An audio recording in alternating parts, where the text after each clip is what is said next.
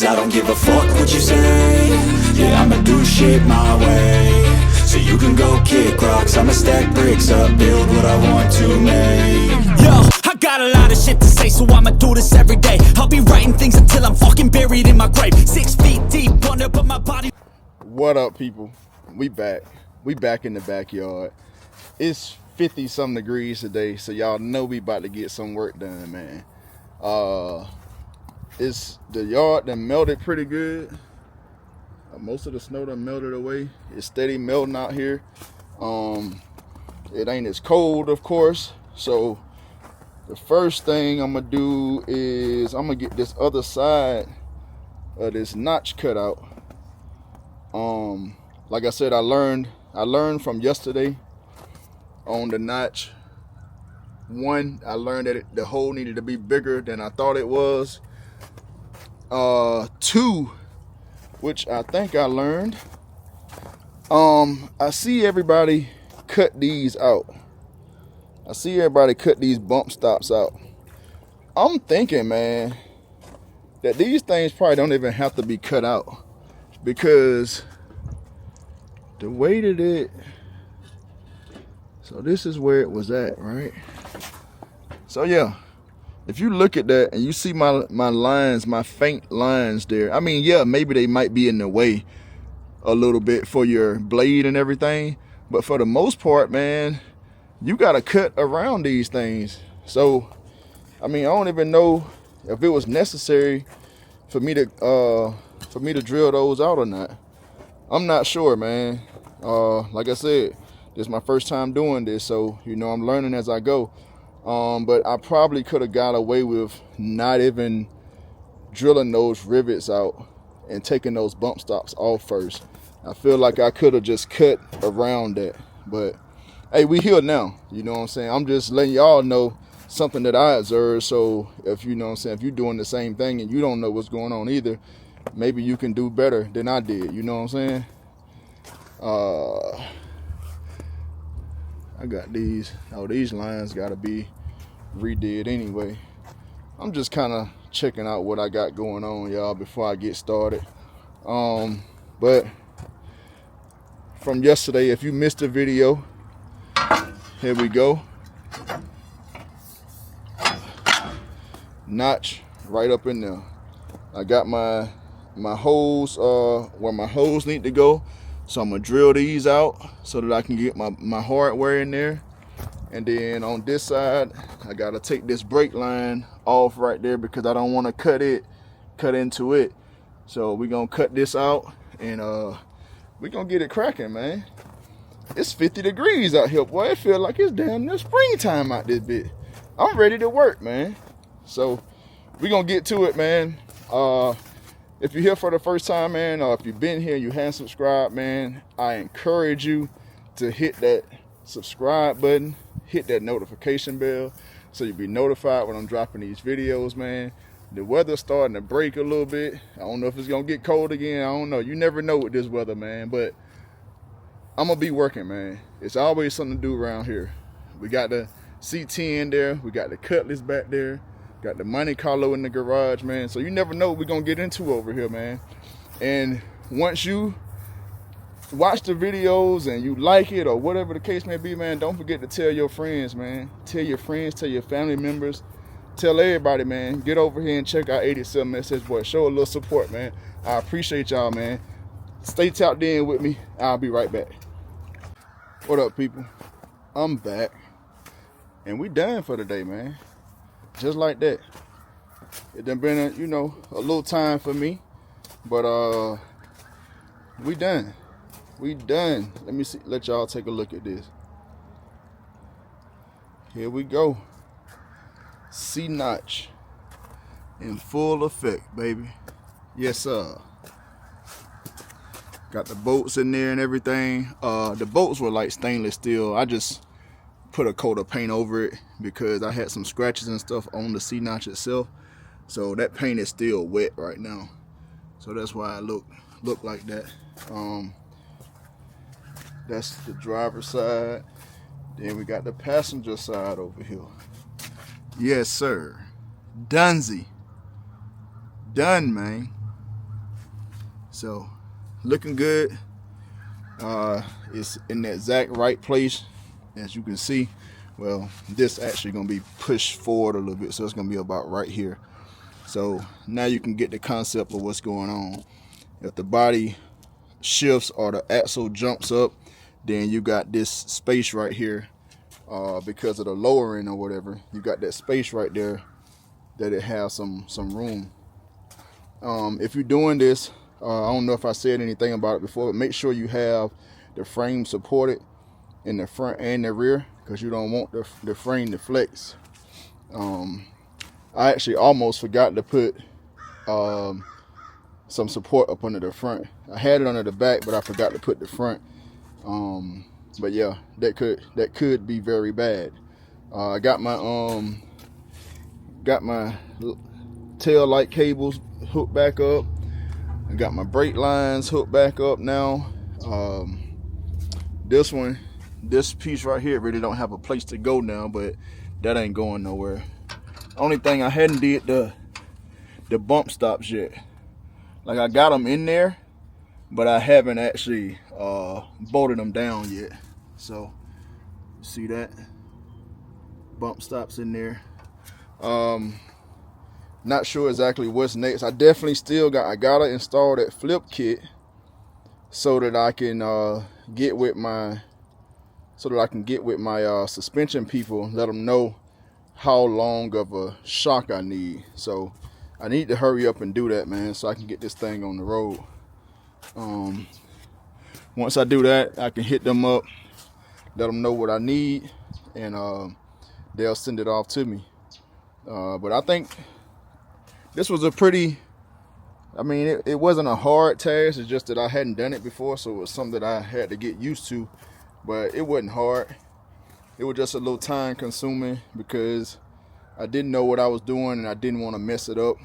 Actually, I was saying once I do the passenger side, it would be easier, or it probably would be better than the driver's side. But no, I actually did better on the driver's side than I did on the passenger side, because I cut too much out.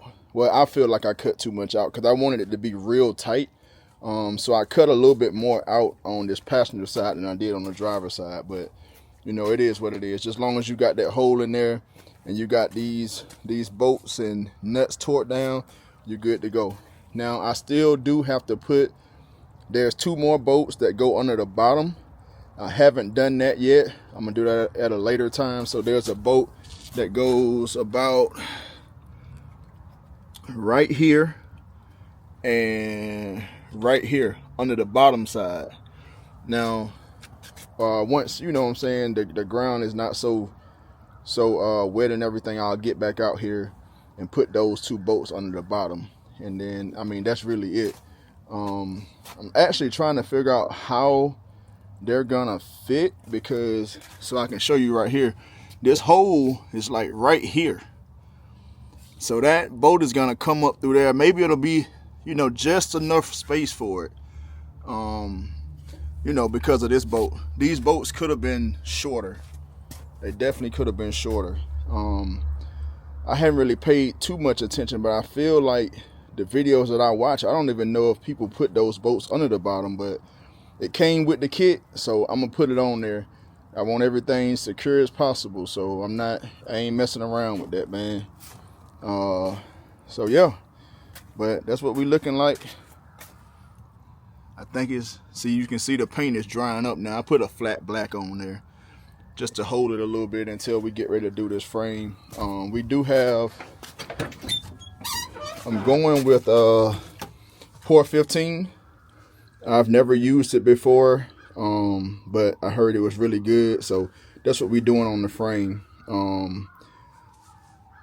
Yeah, they say the paint right over rust and everything, but I kind of like mine to be smooth and all. So like these spots right here, I'm gonna sand it down, get it a little smooth, and then I'll put this on top of it, because it can go over bare metal or rust. So we're gonna get that done one of these days, man. Who knows, it might be this week. Hopefully this is gonna be enough for me. This is a quart, and this thing, like, $70. It was like $67. But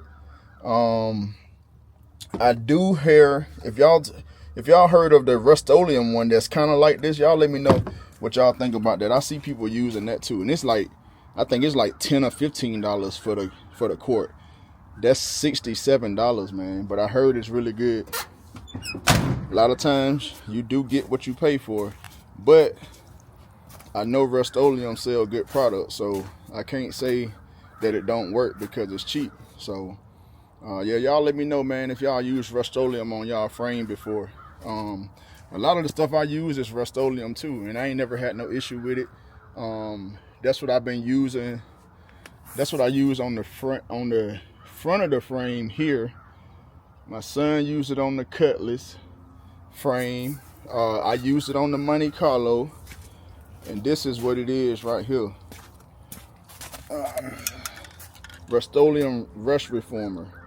So Rust Reformer, I found this after I was using the VHT roll bar and chassis paint. Hey, I preach about this stuff too, man. This is a really good paint. It spreads real good too. So I use this, but they stopped selling it in the stores around here. So that's when I ended up starting to use the Rust-Oleum. Both of them work really good. You can paint over rust and you can paint over bare metal, but like me, just being me, man, I don't like painting over rust, man. I'm gonna clean that thing up before I paint over it. I don't know. I just don't trust it for real. But yeah, man. Hey, it's starting to warm up out this thing, bro. I'm happy. I'm getting things done, man. One day at a time, $1 at a time, man. One part at a time. Y'all remember that now? $1 at a time, one part at a time, one day at a time. And you're gonna get to your final destination, man. You ain't gotta do everything overnight. You ain't gotta do everything at one time. Just do a little bit by little bit by little bit, and you're gonna finally get there, man. You know what I'm saying? You're gonna get there. Believe me. Y'all seen Mistress when she started off, bruh. She ain't always been, you know, what she looked like. She started off like these cars. She actually started off worse. She actually started off worse than these cars.